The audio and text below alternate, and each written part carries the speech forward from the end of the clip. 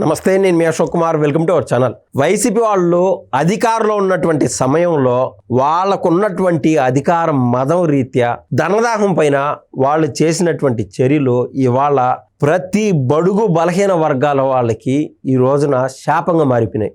ఎందుకంటే కొన్ని ఎగ్జాంపుల్స్ అంటూ చెప్తాను. మనం ఆ మధ్య చూసాం, జోగి రమేష్ అన్నా ఊ అన్నా రోడ్లపైకి వచ్చి కావాలనే మిస్టర్ నారా లోకేష్, నేను బడుగు బలహీన వర్గాలకు సంబంధించినటువంటి వ్యక్తిని కాబట్టి నువ్వు నా పైన కేసులు పెడతావా అని చెప్పి ఇష్టానుసారం మాటలు అవాకులు చవాకులు పేలుతా వస్తున్నాడు. అసలు ఆయన పైన ఆయన కార్నర్ చేయడానికో టార్గెట్ చేయడానికో నారా లోకేష్ గారికో కళ్యాణ్ గారికో సిబిఎన్ గారికో ఏం పని, ఎందుకు చేయాల్సి వచ్చింది? ఆయన చేసినటువంటి పనులు ఆ మాదిరి ఉన్నాయి. అసలు ఆయన చేసినాడు అనే దానికంటే ఆయన దగ్గర ఎవరైతే చేపించారో వాళ్ళ ఆలోచనల వల్లే ఈయన జైలుకి పోవాల్సి వచ్చింది.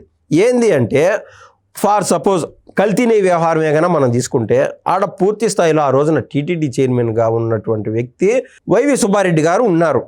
ఏదైనా అక్కడ తిరుమల కేంద్రంగా జరిగినటువంటి పాపాలు, కష్టాలు, నష్టాలు ప్రతి దానికి బాధ్యత వహించాల్సింది ఆ వ్యక్తి మాత్రమే. ఒకవేళ ఆ కల్తీని వ్యవహారం ఏమైనా మనం తీసుకుంటే తిరుమల లడ్డూని ఆ దేవుడు ప్రసాదంగా స్వీకరించేటువంటి ఆ లడ్డూని ఎందుకు కల్తీ చేయాల్సి వచ్చింది? జగన్మోహన్ రెడ్డి గారి దగ్గరికి ఏమన్నా డబ్బులు లేకనా, లేకుంటే వైవి సుబ్బారెడ్డి గారి దగ్గర ఏమన్నా డబ్బు లేకనా? వాళ్ళకెంత 250 కోట్ల రూపాయలు అంటే కేవలం పెట్టి అమౌంట్, చిన్న అమౌంట్ అనమాట. మనం అంతెందుకు లిక్కర్ స్కామ్ చూసాం, మనకి ఇట్టే అర్థమవుతుంది. 1000 కోట్లు, 3500 కోట్ల నుంచి 4700 కోట్ల రూపాయల వరకు వీళ్ళు గవర్నమెంట్ ఖజానా నుంచి లూటీ చేసేశారు. అది ప్రజలకు చెందాల్సినటువంటి డబ్బు అని చెప్పి సిట్ వారు ఇట్టే తేల్చేశారు.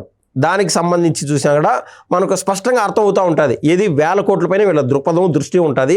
ఇసుకలోను, గ్రావెల్స్లోను, మద్యంలోను అన్నింటిలోనూ వీళ్ళు లూటీ చేశారు రాష్ట్ర ప్రజలకు సంబంధించినటువంటి డబ్బులు అని చెప్పి. ఇక్కడ అదే మాత్రం కేవలం 250 కోట్ల రూపాయలు కల్తీని వ్యవహారం అంటే ఎందుకు అసలు జగన్మోహన్ రెడ్డి గారు ఆ 250 కోట్ల పైన అంత టార్గెట్ పెట్టడం ఏంది అని ప్రతి ఒక్కరు బాధపడుతున్నారు. ప్రతి హిందూ బంధు కూడా బాధపడుతున్నారు. 250 కోట్లు మ్యాటర్ కాదు అక్కడ. కేవలం తిరుమల యొక్క పవిత్రతని దెబ్బతీయడానికే వాళ్ళు చేసినటువంటి పని, తాపత్రయం తప్ప మరొకటి కాదు.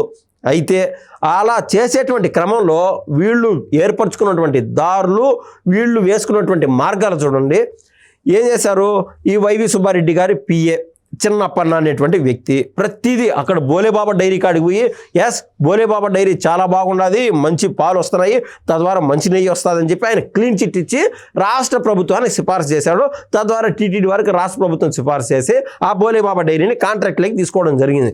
దాదాపు 600-700 రూపాయలు మార్కెట్లో మంచి రకం నెయ్యి దొరుకుతూ ఉంటే కేవలం 234-270 రూపాయల రేంజ్లో ప్రభుత్వం ఆడ నెయ్యి కొనుక్కుంటామని చెప్పి కాంట్రాక్ట్లోకి తీసుకున్నది.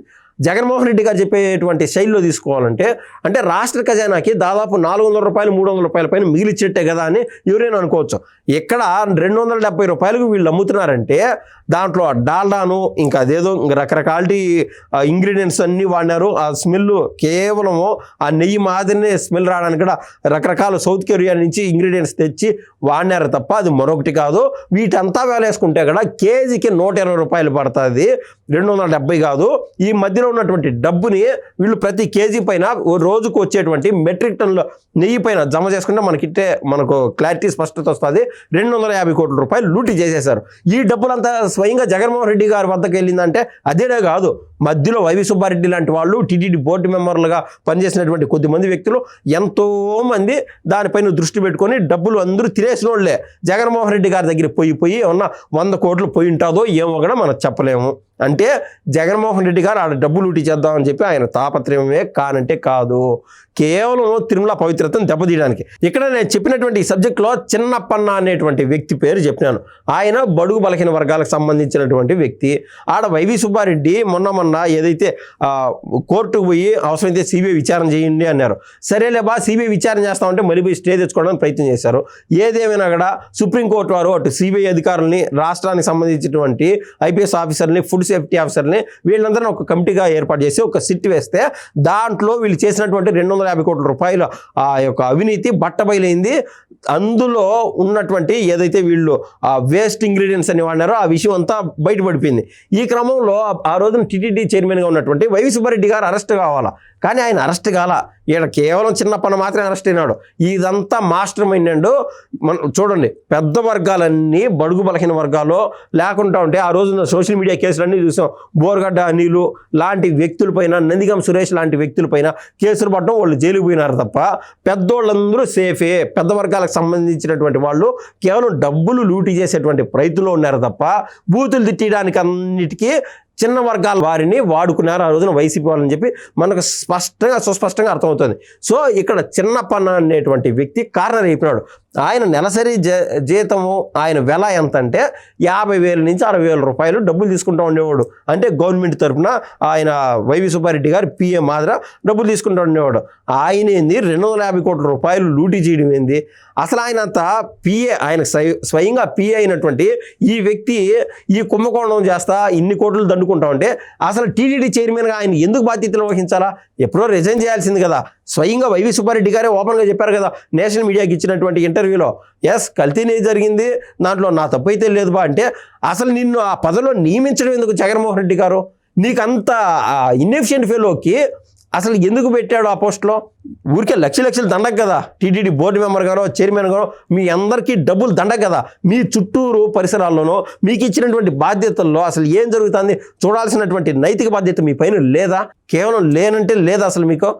ఈ విధంగా కేవలం చిన్న పనులను టార్గెట్ చేసేసారు. ఆయన జైలు పోయినాడు. ఈరోజు రేపు ఒకవేళ ఆయన పైన ఏదైనా డబ్బులు వెనక్కి తీయాలని చెప్పి కోర్టు వారు ఒక ఆర్డర్ ఇచ్చేటువంటి అవకాశం ఉన్నది. ఆయన పైన దాదాపు 7 ఏళ్ళు శిక్ష పడేటువంటి ఆస్కారంగా ఉన్నది. ఇదంతా పాపం నెపం ఎవరిపైన పడినాయంటే ఆ చిన్న పన్ను అనేటువంటి బడుగు బలహీన వర్గాలకు సంబంధించినటువంటి వ్యక్తి పైన పడినాయి. ఇందు మూలంగా నేను చెప్పేది ఏంటంటే, ఏ వర్గానికి సంబంధించినటువంటి వాళ్ళైనా పెద్దోళ్ళు చిన్నవారిని కేవలం చిన్న చూపు చూసి వాళ్ళకు వచ్చేటువంటి డబ్బుల్లో ఒక మీడియేషన్ గానో ఒక మాధ్యమంగానో వాడుకొని రేపు మాపు ప్రభుత్వాలు మారిపోయినప్పుడు ఒక కేసులుగానో అయితే ఆ వర్గాలపైన తోసేద్దాం అనుకుంటే అందరూ మనం ఉండేవాళ్ళం ఏదో లీగల్గానో లేకుండా అంటే ఆ న్యాయబద్ధంగానో ఏదో సాధారణంగా జరిగిపోతుంది కోర్టు పరిధిలో. కానీ దేవుడు ఉంటాడు. దేవుడు ఆయన వేసేటువంటి కోర్టులో ప్రతి ఒక్కరికి శిక్ష పడుతుంది. తప్పు చేసేటప్పుడు తస్మాత్ జాగ్రత్త. ఉన్నత వర్గాల వారికి మరోసారి ఈ చిన్న పనులను చూస్తే ఒకవేళ ఆయన ఎంతో కొంత తప్పు చేసి ఉండొచ్చు, కానీ ఒక పెద్ద వర్గాల వాళ్ళు ఈ చిన్న వర్గాలని చూసేటువంటి చూపు, ఆ దృక్పథం మారాలని చెప్పి నేనైతే కోరుకుంటున్నా. ధన్యవాదాలండి.